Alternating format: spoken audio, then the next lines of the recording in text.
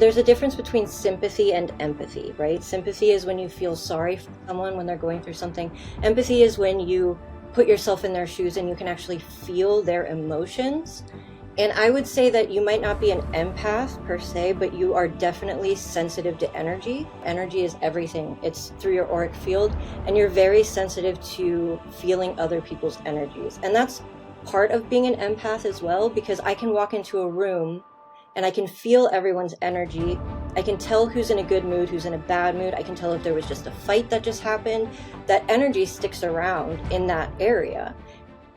Welcome to Behind the Story with me, Jelani Gonzalez. Today, we're diving into the world of leadership, emotional intelligence, and human transformation with someone who helps people unlock their potential from the inside out. Heather Zimmerman is a coach and a founding partner at Connect the Dots Coaching and Consulting.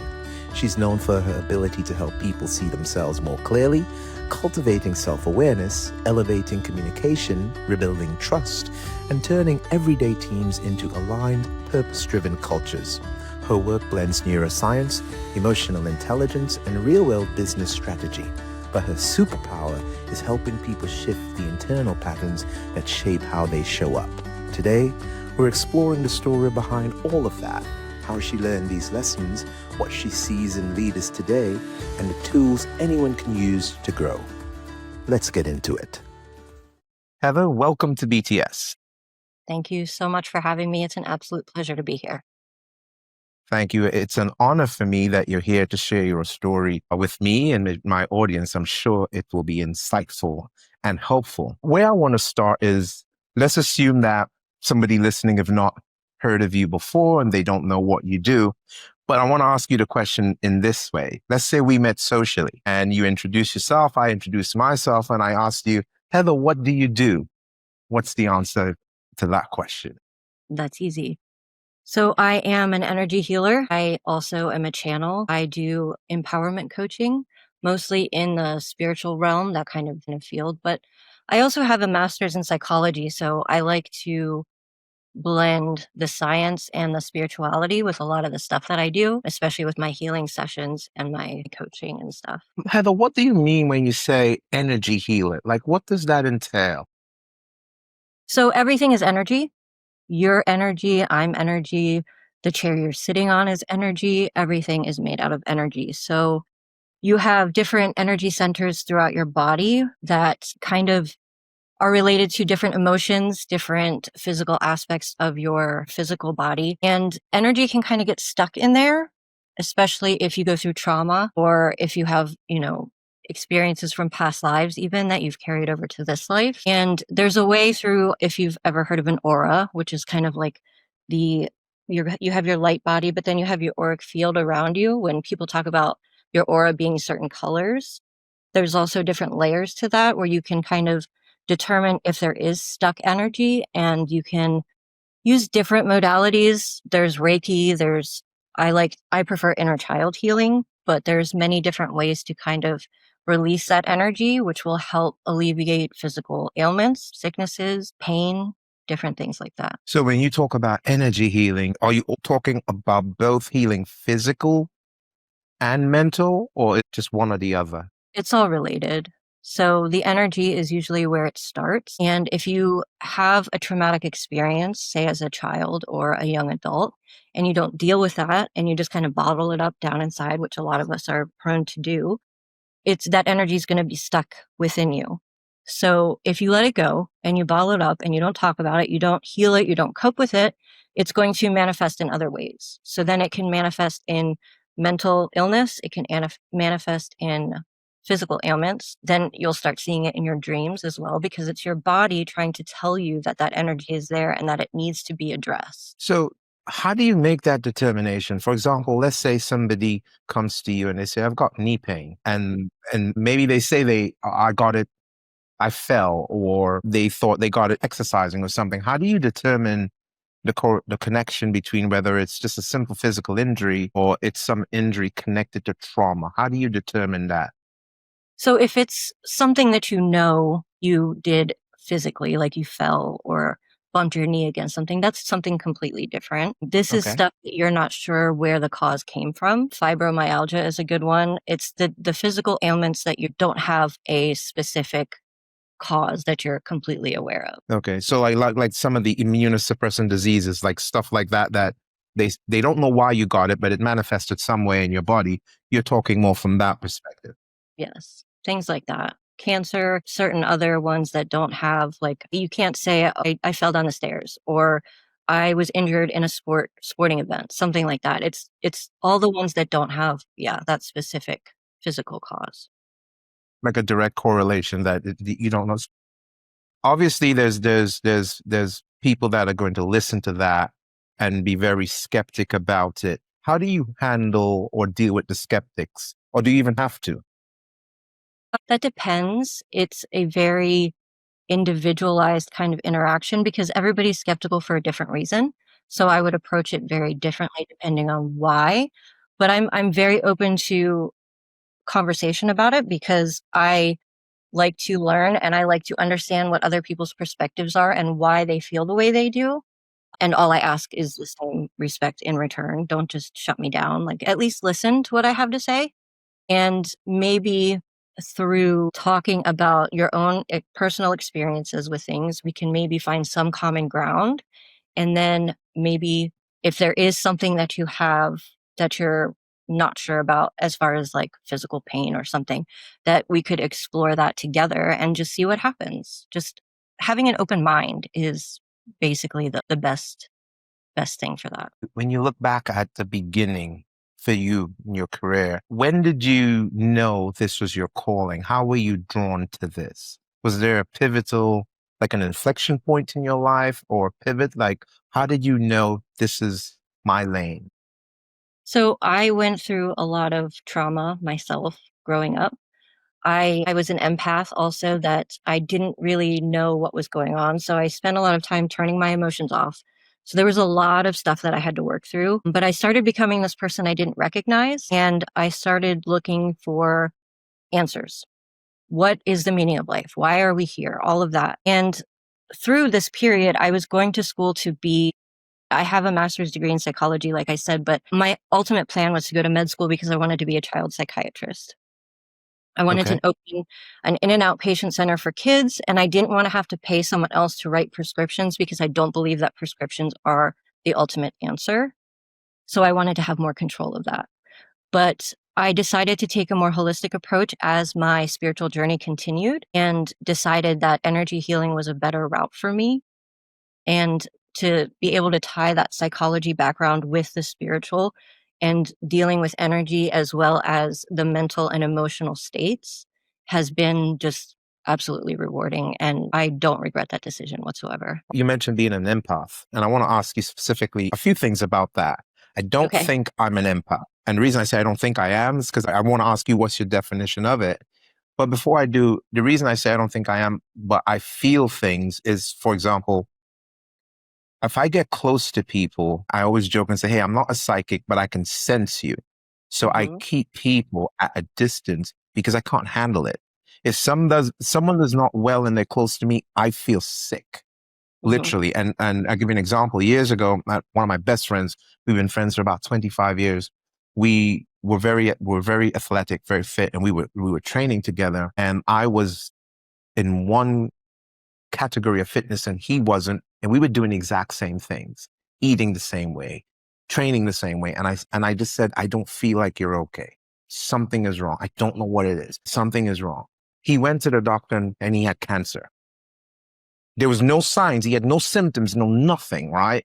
But he went to the doctor and he had cancer. It's a good ending. It was so early that they said we would have never even thought to check you for this, but he's fine. It's been like 17 years cancer free since then. But the point is, I don't think I'm an empath because maybe I don't know what it is. When you say you're an empath, what does that mean? So an empath is, so there's a difference between sympathy and empathy, right? Sympathy is when you feel sorry for someone when they're going through something. Empathy is when you put yourself in their shoes and you can actually feel their emotions. And I would say that you might not be an empath per se, but you are definitely sensitive to energy as I said before, energy is everything. It's through your auric field, and you're very sensitive to feeling other people's energies. And that's part of being an empath as well, because I can walk into a room and I can feel everyone's energy. I can tell who's in a good mood, who's in a bad mood. I can tell if there was just a fight that just happened. That energy sticks around in that area. And that's part of being an empath. But the other part is also, like, for me personally, I know that if I don't cry for a while, but I have a lot of pent up emotions that I'm dealing with, I'll just go throw on a Pixar movie, because happy tears, sad tears, doesn't matter. They make me cry every time. But just having someone tell me a story about something they're going through, I feel like I'm going through it too. I can feel all of their emotions. I can feel all of that energy. And if you don't know what it is or how to handle it, it can be very exhausting, especially with dealing with other people who don't know how to handle their energy. You hear of energy vampires, you hear of stuff like that. It's very draining. So as an empath, it's important to know how to protect your energy and kind of like you said, there's people you steer away from. So you have to be aware of that. But it's that energetic sensitivity, but also that emotional, like you're living that whole same experience with them. I want to ask you specifically about that, how you handle it. And if it's too personal, it's okay that Yeah. you don't have to share it. And the reason I want to ask you about it is because you described me there where I feel it. I don't know what I'm feeling, but I know whether it's bad or good based on how I feel. And for a long time, I had to block myself from people because I literally couldn't function. There were times where I would be in rooms and I'd be with people and I would literally almost like from the perspective of I can't really breathe. Like I have to like take deep breaths and I realize I don't know what they're going through, but whatever it is, I'm feeling it. And I literally had to shut down. I literally shut down with the exception of 3 people in my life because I don't know how to feel that and just, okay, I can push it through and deal with it for a few minutes. So how do you handle that? Because I can only imagine how overwhelming that heaviness feels. Well, I didn't handle it very well at first. I'll tell you that. When I was a teenager, going through, not knowing that I was an empath at this point, and going through hormones and, puberty and all the things, and feeling my own emotions as well as everyone's around me and not realizing that, it was like I was bombarded with all of the emotions all at the same time. I didn't know what I was feeling most of the time. I just knew that it was a lot. It was overwhelming. It was exhausting. I couldn't handle it. So that led me later on in life, after being hurt and taken advantage of and all the things, to turning them off. And when I finally turned them back on, I was a bartender for 20 years, which they say is like a psychologist's dream. Psychologist? But then I also worked in a really busy casino, and being around all those people who are all going through very different things, and usually bars and casinos, people are they're there for a specific reason, and usually it's not just to have a good time. So and I'm speaking in very general terms here, I and know. Yeah, of course. but learning to be around all of those people feeling all of those things, it was almost like I had the intention of learning how to protect myself, but it was more of a subconscious thing at this point because I still didn't really know what was happening. But I learned to kind of keep people at a distance, not physically, energetically. It's really hard to put into words, but you learn. And especially now that I have more knowledge about what's going on and energy and all of that, you can create a protective bubble around yourself. And everything, I say everything is energy, but everything is also intention as well. So if you're like, okay, I'm going to work tonight, we're having this big party, there's going to be all these people. I want to set the intention to put this protective bubble around me so nobody else's energy can get into my auric field and it won't affect me. So that's one way to do it. But also, like with the experiences you were having where you're like physically sick and all of that, there's also another aspect to that as well, where if you have blockages or you have energy and you don't know what your energy field looks like, starting there to kind of make sure that you have an open flow and that your own inner self is healthier and more in tune and aligned, then it will become a lot easier for you to interpret that energy around you, because that's all. When everything is energy, you bring it into your auric field. Your subconscious, your light body, however, your soul, whatever you want to say, interprets that energy and then puts it into feelings or puts it into words. And this is how those psychic abilities work, like clairaudience, clairvoyance, all of that. You're intercepting this energy, you're interpreting it in a way that you understand, whether it's visual, audio, or feeling, like an empath. And that's how you kind of understand what you're feeling and where it's coming from. But it takes practice, it takes conscious effort. And starting with yourself and knowing your own feelings, which was difficult for me in my fees, turning my emotions back on and trying to learn what they were, what they felt like, why they were there. Is this even mine or is this someone else's?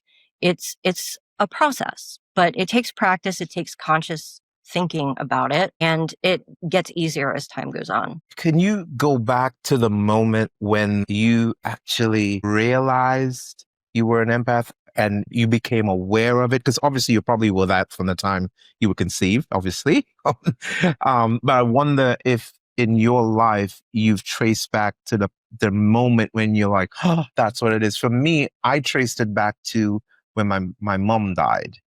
And I always say it is terminology. People who know me, I died with my mom. I literally say that because she lay dead for a day and a half holding me. So I say, for me, I trace it back to that moment because I remember the feelings. I don't remember much else, but I remember that feeling of dying. It's a weird thing. So I wonder, in your life, when was that moment for you when you could trace it back to the awareness of I am an empath? So my awareness of it didn't come until much later because I, for as long as because of my trauma and a lot of things and disassociating, I don't have a huge amount of childhood memories. But when I turned my emotions back on in my fees and I started my spiritual journey, I found Buddhism, which is where this kind of all started, and learning about energy and emotions and learning what an empath was, even because I didn't have any of that real knowledge before, because I don't think anyone in my family is. So again, didn't really know what was happening. So once I discovered what it was and started putting two and two together with the spiritual aspect, with my psychology background and figuring out what it was, I kind of, because at this point I was doing a lot of self reflection and kind of changing who I was as a person, doing all of those exercises, that I put two and two together and I was like, oh, that's what was happening. That's why I felt that way as a teenager. That's why I was so confused. So doing that spiritual journey, that psychology education, and just self reflection kind of let me go back to those moments and be like, okay, that makes more sense now. In regards to your coaching, was there a leader or something that happened that made you think, leadership could be done differently? There was no specific person. I have always lived my life as a rebel. I'm not one of those women who can be put into a box. I don't have one style. Like I'm a very dynamic and complex person. And I have learned to kind of push the envelope a little bit throughout my life. So I've been in leadership roles in many of my jobs and in school and volunteering and things like that. And I'm always trying to find ways to make things better and easier for people, because I'm all about work smarter, not harder. And sometimes trying new things is good. And I also feel like being an empath is very helpful because I understand when I'm walking into a situation or an interaction, I kind of know what I'm going to be able to expect from that, just based on the feeling, on the energy, on the emotions that are surrounding it. But also being able to read people, body language, stuff like that, and having that psychology background where you kind of learn how to talk to people and you learn how to keep the peace and try to compromise and try to just make things better in general. And I think that all of those aspects of who I am make me a great leader. And I seem to have a lot of success. I don't want to toot my own horn, but it seems that being empathic, having compassion for people and understanding and not judging and just treating people like human beings will really get you very far, very far. And it's a shame that a lot more people aren't like that, in my opinion. Tell me about Connect the Dots and give me an overview of that for the audience and people listening. So Connect the Dots is the coaching aspect of my whole company, my brand. It is where I have created spiritual programs. My pride and joy, the self-spirit method that I've created, is a 14-week program that is all of the things that I wish I had learned in one place when I first started my spiritual journey, because I started ghost hunting. I lived in a haunted house. I wanted to be a medium. So I'm like, okay, well, how do I do that? And through that research and trying to figure it out, I would jump around and be like, okay, well, I need to know this first, or I need to know that first. And then I had to learn about the chakras and the energy. And it was just bouncing around. And I don't want to say I wasted my time, because it was not wasted, but I wish that I had all of this information in one place to give me that foundation to kind of point me in the right direction, because everybody's path is going to look different. But to have that foundational knowledge, that basic knowledge that most resources skip over because they assume you already know it, or it's not relevant to whatever that like part of the niche that they're talking about. So I have that program on there. That's also where you can find the coaching and the inner child healing. There's a blog on there that I really enjoy putting channeled messages up and kind of just giving people, support and creating this community of people, like-minded people who are kind of going through the same thing, so we can all just uplift and support each other. For someone that's listening, what can you tell them about that? Like, what does that entail, and what would they expect to benefit from taking part of that 14-week program you talked about? So there's 7 of those steps are about the 7 chakras. So you're going to learn about all the important energy centers, the major energy centers. But aside from that, which I think makes it better is probably not the right word, but more effective than most programs, is because I also teach you mindfulness, gratitude, self-love, compassion. I teach you how to talk to spirit, how to connect with your spirit guides. We teach you about universal consciousness or source, which is the energy where we've all come from. And then it all leads up to manifestation, which is basically creating the life that you want for yourself. But all of those steps I feel are important to get to that point, because being in the present moment is an important aspect of not being worried about the past or the future. And that will reduce anxiety, and it will help you focus on what's truly important in that, specific moment, and find beauty in the world and appreciate your environment. And I know for me, because I went through all these steps myself, when I changed to a very grateful and appreciative mindset and was able to focus on the present moment, which was difficult for me at first because I have ADHD, monkey mind, all of that. But having these mindset shifts, these perspective shifts, transformed my life completely. It was night and day. So these different steps are important for just helping those perspective shifts and just getting you in that right frame of mind to learn how to meditate, to learn how to figure out who you truly are and what you want out of life and what will make you happy. What are your passions?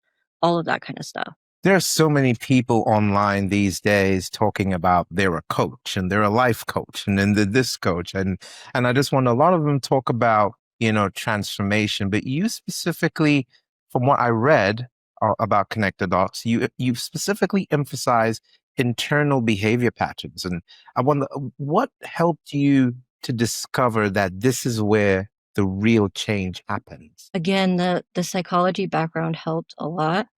It also, combining that with learning about energy and how everything is energy, and that when you go through a traumatic experience and that energy gets stuck and it can manifest mentally, emotionally, or physically, it affects how you interact with the world. So if you're constantly in pain, that's going to affect your life. It's going to affect your behavior. It's going to affect how you treat people. If you go through a traumatic experience with like a narcissistic partner, well, now you have nervous system dysregulation and you're going to be triggered after that until you go back and you heal that experience and do the self-love and figure out what it is that you need for your healthy boundaries and to not repeat that pattern. So there's a lot that goes into it, emotionally, physically, and it all comes down to basically the nervous system and how that affects your thought patterns and your behavior patterns. When you think back to when you first got started coaching and you think back to your first client, what surprised you about some of the challenges that they were facing or struggling with beneath the surface on the inside? The thing that surprised me the most, but was also kind of the most reassuring, is that people already know the answer. They already know what they need to do. They already know how they need to address a situation. They already know. They just need someone to help guide them through it and to let them know that it's okay. And the thing that I like most about being a healer, and what most healers should probably agree with, is that I'm not healing you.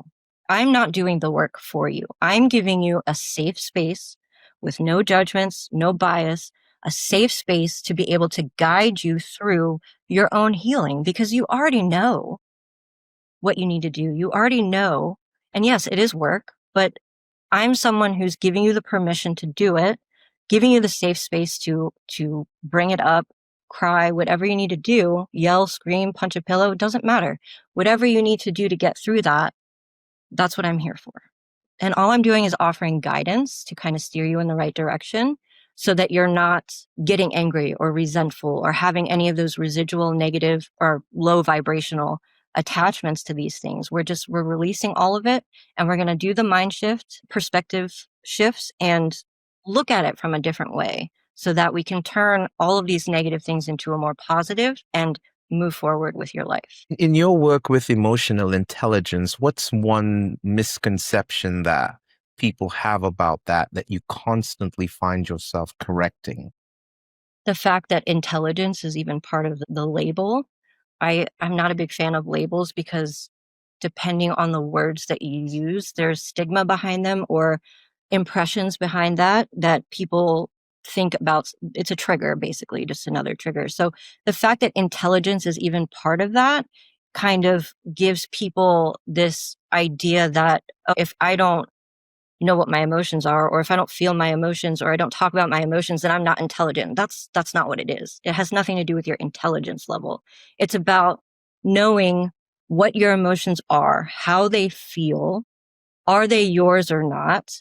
Why are they there? And are you feeling it for feeling more than one thing? Like, it's just about being self-aware. That's all it is self-awareness and knowing who you are, what you're feeling, and being able to address it in a way where you're not lashing out at other people. You're able to be like, okay, I understand I'm feeling a certain way, and I just won't go out. Like, I know I'm feeling a certain way. I don't want to put that on anyone else. I don't want to take it out on anyone else. So once I get through my emotion, I release it, I feel it, I release it, then it's okay. But it's really just comes down to being self-aware surrounding your emotions. Can you share a moment where a client had an emotional breakthrough that completely surprised you? There was a client I had who had a parent who passed away, and they were struggling to get through that. They didn't know how to function without that loved one, and it was very hard on them. And so when we went through different ideas about how death is not the end and that the loved one is still around, there's signs all over the place. Cardinals, butterflies, whatever, something that reminds you of them. Typically, that's them trying to let you know that they're there. And then just being able to get that person in touch with their guides and with that loved one in a different way to show them that support and that love and have them feel it through that energy. It was like a light switch went off, like struggling to even function through your day to day life to being like, okay, I feel you. I know you're there. And just like nothing ever happened. That was probably the most surprising and interesting session. In your observations of working with people, leaders, and what you've noticed about human behavior, is there a signal that you look for when you're determining whether or not things are moving in the right direction? I wouldn't say that it's a signal. It's more of a feeling of the energy, because everybody's journey is going to look different. Everybody's healing is going to be different. It takes time. Sometimes it'll be shorter than others. There's no one size fits all healing journey or process. It's going to be very specific and tailored to that person. But knowing how to feel the energy around that person and notice the subtle shifts, but also the shifts in the words they use, the body language, all of that as well, that all kind of plays a role. So being able to kind of read the situation or read the room using all of those cues is really the only signal that I need. Okay. Is there like a common habit or behavior that you see people engaging in that they think work, but actually undermines everything that they're trying to accomplish? Yes, if you say like mantras and affirmations, big thing right now, tell yourself in the mirror, like, I'm successful, I'm, rich, I'm abundant, whatever it is. Saying those mantras are great and they work to an extent, but you also have to believe them.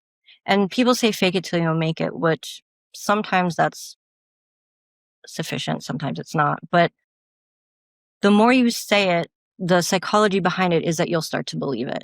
But if you're not believing it, or if you're trying to manifest and you're like, okay, I'm saying all these things, I'm doing the lip service, but I'm not embodying that, I'm not feeling it, I'm not actually believing it, it's not going to work. So you're forcing something, which is going to make it elude you even more anyway, because that's kind of how the universe works.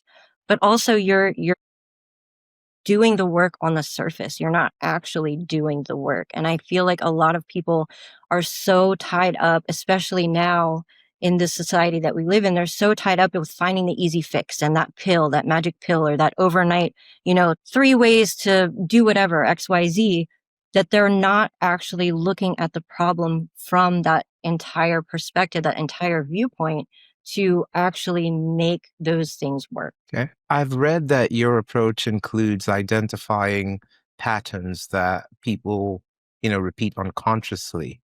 What tools or techniques help you to reveal what those patterns are for your clients?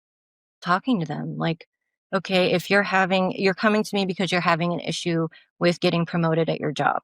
You've done everything, you can't get promoted. Okay, well, let's look at your past experiences with your work. Are there any things that come up over and over again that are like, maybe there's a coworker that you don't get along with, or there's a task that your boss is asking you to do that you're not comfortable with? Or is there anything that you notice that has happened more than once I'm all about people trusting their intuition. So even if you don't, like I said, everybody knows the answer. You just have to help them work through it. So even if you're like, oh, I didn't really think of that because it was something that seemed so minor, but oh yeah, that really does keep happening. Well, if it keeps happening, maybe there's something to it. Let's explore that and see where it stems from and how it's affecting your job to keep you possibly from getting promoted. Okay. Can you think about what was probably the hardest coaching discussion you ever had to have with somebody? Sexual abuse victims, always very difficult because people are very apprehensive about reliving that experience. And having been through that myself, I can completely understand. There was a long time where I wouldn't talk about it either. But the thing that I want to reassure people about, especially in this kind of situation, is that there's a way to work through it and to heal that experience without reliving it. You don't have to relive it. We can go into meditation and you can see it as a passive observer and not go like feel those emotions and go through that whole experience again. It's not necessary. And again, having been through a lot of the trauma, a lot of different experiences growing up, I feel like I can relate to people a lot more. So I'm an open book. I've gone through my healing. I'm here for whoever, and I'll share my story and hopefully build that rapport and make people feel comfortable, and doing it in such a way where I make them feel safe, so that they can share. And they don't have to share everything. It's not necessary. But we have to work through the energy and the emotions and the things that are stuck from that experience without reliving it to kind of work through that and move forward. So there's different ways to do that, but I feel like those those clients are probably the most difficult to get to open up. Speaking of that, in your experience, have you seen people that that are going through your program and they actually do transform versus someone who just looks like they're working on it and they're not actually doing it? Have you ever encountered that? Yes, but because the program is 14 weeks and I do a group phone call or Zoom chat once a week to kind of talk to people and figure out where they're at. Plus, I'm reachable at any time to answer questions and stuff like that. Most people who are willing to enroll in the program and to pay for the program actually want to change.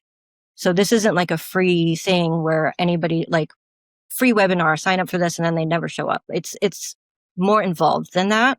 So most people who are signing up are already invested. They want to change. And as you go through the program, you can kind of see where people are, how they're doing it. Because I give you each week with each step, I give you practical exercises to try to incorporate these concepts into your daily life without being like, okay, you need to take 3 hours to go meditate and still your, like, that's not practical. So I give you practical exercises to kind of incorporate that. And because they start out very easy and you can see results with those very simple things, it gives people motivation and makes them feel like, oh, wow, yes, I can do this. So it's set up in a way to make sure that people succeed and that they do see change. Some change more than others. But again, this is just the foundation of helping to get those huge transformations, which might not happen today. It might happen a week from now, but at least you have that starting point and the seeds have been planted to help you. Maybe you learn something and it doesn't transform your life right now, but a few months down the road, it clicks based on something you're experiencing and you're like, oh, I get it now. And then you're like, you have that aha moment. So there's many different ways that it looks, but it's completely set up for success in that way. My martial arts teacher, my chief elder, he used to allude to when he's teaching, he's also learning. So when he's teaching us, based on how we are receiving the lesson, he's also learning as well. I wonder if there's a recent personal lesson for you that you learned that changed the way that you approach it or had a positive impact on your coaching. So this isn't a client that kind of taught me this. I started a podcast recently and I've been talking to a lot of different people in the same industry. We all do different things, but learning how people who use the same modality still do it in very different ways has helped me kind of, because I'm a recovering people pleaser. I'm a recovering overdoer. Like I always wanted to be the answer to everyone's problems. I always wanted to help everyone. Well, there's only so many hours in a day and not everybody resonates with me and not everybody needs the services that I provide, which is fine. But knowing that everybody kind of does things differently and that there are a lot of other people out there who are not just after your money, because there is a stigma with coaching and stuff like that right now, was very reassuring to me to be able to refer people and to feel comfortable not being the answer for everybody, because that was a difficult thing for me to get through for a while. So that was a very reassuring experience. I'm When gonna you get a reflect back, yeah, when you reflect back on your career, what's a belief that you used to hold that you no longer believe today? that there is hope for humanity, that there is a lot more people out there, especially now. Again, bear in mind that the first 30 years of my life were very different than they are now. I had to go through all of the stuff that I'm offering myself. And having gone through so many traumatic experiences and, you know, being treated like not a good human being by people and having those negative experiences kind of makes you cynical and it makes you think that the world is an ugly, bad place. Having transformed my mindset, my life, and my vibration even to attract better things for myself, I've realized that there's a whole other part of the world out there that I didn't see back then, that there are nice people out there. There are people willing to help you. There are people who understand and will listen. It's just a matter of getting yourself to that vibrational frequency to that mindset to be able to attract more of that into your life and to see it. And I feel like with the changes that the world is going through, even though it looks crazy on the outside, I've noticed that there's a lot more people helping each other in their communities. There's a lot more friendly neighborhood things going on that I didn't see before. So it really gives me hope. And even with my clients, like seeing them change and how it transforms their inner life, and then you see it reflected in their outer life, which is very similar to that community and all of these things, is very reassuring for the future for me. Because I used to be very cynical. And again, bartender for 20 years, hearing people's problems all the time. Everybody was in a funk, and that kind of becomes your reality when that's all you know. So having been able to go through this transformation and completely change my outer world after I changed my inner world, I'm seeing all of that positivity, and it's wonderful. You mentioned hope for humanity. What was the last thing that you saw or experienced that made you feel hopeful? So a few months ago, there was power outages. It happened in a couple different places, but I had just moved to Washington State. I lived on the East Coast. I just moved here in April. So I'm in a very tiny, small town, college town. It's if you blink, you miss it, which I'm not used to either. But when the power went out, saw like stores would be like, okay, we're going to give away the milk and the eggs so they don't go bad rather than just locking the doors. Like, the community was helping each other. Like, okay, what do you need? Do you need batteries? Do you need, you know, food? Do you need whatever? And they were helping each other in a way that I had never witnessed before. Okay. If someone listening feels stuck in their personal life or their career or in whatever they're experiencing, what's the first step that you would advise for them to take? Well, first you have to ask yourself if you're comfortable being where you're at, or if you're ready to feel a little discomfort and make the changes to move past that. And then, depending on what the issue is, or what they're feeling, or where they're stuck, I mean, the next step would be it could be a number of different things. But I think at the very beginning is like, are you ready to change? Are you ready to put in the work? Are you ready to invest in yourself? What mindset shift would you recommend that somebody adopts immediately to improve how they show up in relationships, in work, in their life? Compassion and gratitude, honestly, are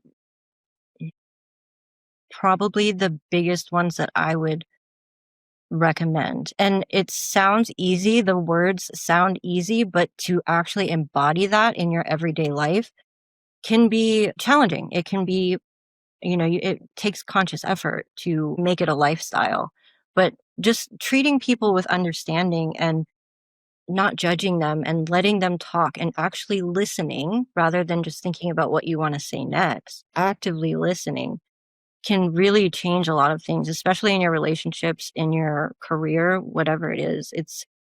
And it sounds simple because this is basic common courtesy, in my opinion, but we've the world that we live in has not catered to that. So that alone is, and being thankful for the things that you do have rather than just trying to move on to the next. Those things alone, which are the beginning steps of my program, the beginning of my spiritual journey, really made a difference because it's something that affects all stages of the program, all stages of your journey.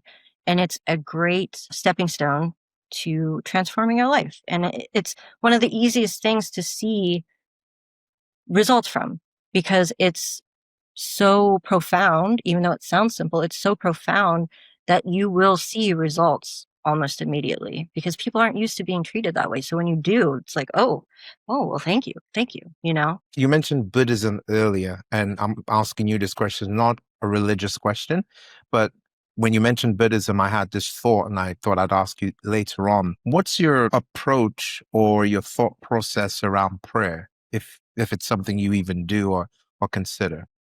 So prayer, and this is just my opinion, prayer is no different than meditation. It's no different than manifestation and affirmations. It's just you're doing the same thing. You're just wording it different or doing it visually different. It's all of the religions, all of the spiritual aspects of life, like witchcraft with their rituals, religion with their prayer, meditation, all of it is really doing the exact same thing. It's just looks different or worded different, but the intent, the energy behind it, it's all the same. Heather, as we wrap up, I want to ask you one last question in regards to your why. Like, what keeps you going? What keeps you coaching? What keeps you leading? What's your why? My why is because all of the things that I've been through, and I didn't think I would live to 30 for a long time. I've been through a lot. And to see, to know, to experience that and see where my life is now and know what it took to get there and that it is possible keeps me going, because I know that I can share my story. I can share my experiences. I have the knowledge. I have the education. I have the experience to be able to help other people through this, because life is tough. Earth is a hard school. It can be really difficult, but there are ways to make it easier, and there are ways to be happy. There are ways to kind of get that life that you want. It's just being able to show people that it is possible and kind of guide them in that direction. So just knowing what I've been through and how much my life has changed, that huge transformation is something that I wish everybody could experience. Thank you for sharing that, Heather. And Heather, for people listening and watching, how can they connect with you? How can they get more information on that 14-week program you talked about? Share that with the audience if you don't mind. Sure. You can email me. It's heather@divineascensionco.com, which is my brand company. And then the program is under connectthedotscoaches.com. You'll see it. Self-Spirit Method is right at the top. I also have another website. It's called yourinnerchildhealing.com, where there's more of that coaching aspect to it. All of them, I mean, it's all me. It's all my stuff. There's a lot of other services on there. There's kind of a little bit for everyone. So if you have questions, you can book a clarity call or you can email me directly. Doesn't matter. All of my information is on all of those websites, and I will get back to you very quickly. So, yeah. Heather, thank you so much for being on Behind the Story. I really enjoyed our conversation, and thank you for sharing your story and all the information you did with the audience. My best to you. Yes. Thank you so much for having me. It was a pleasure.